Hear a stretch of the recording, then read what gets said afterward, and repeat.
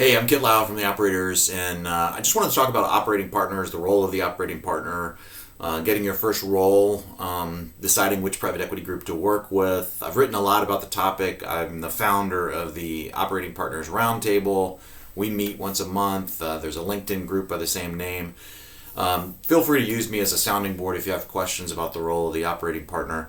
But what I really wanted to chat with you about right now is how to choose the best private equity group for you based on your goals and interests as an operating partner. It's a very amorphous job description. It varies dramatically from private equity group to private equity group.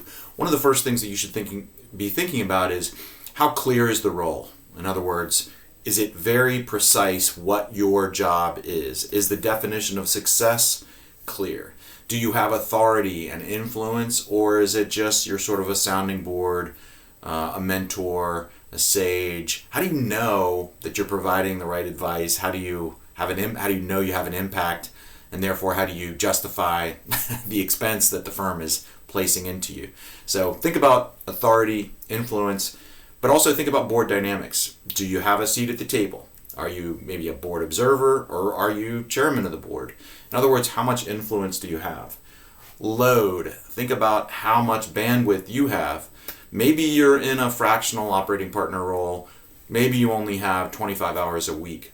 No problem. How thinly are you being spread across those 25 hours? Maybe you're in a full-time W-2 role. Are you spread across 19 portfolio companies, or can you spend some time and really help one company at a time? The infrastructure of value creation, is it clear the way this particular private equity group defines value creation, the levers and sub-levers of value creation? Is everybody speaking the same language?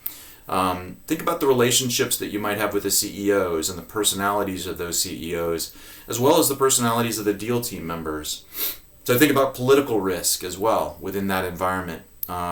Consider your own operating philosophy, because some environments, some private equity groups, some management teams may not have the same leadership style or operational philosophy that you have. So that's something to think about. Think about resources.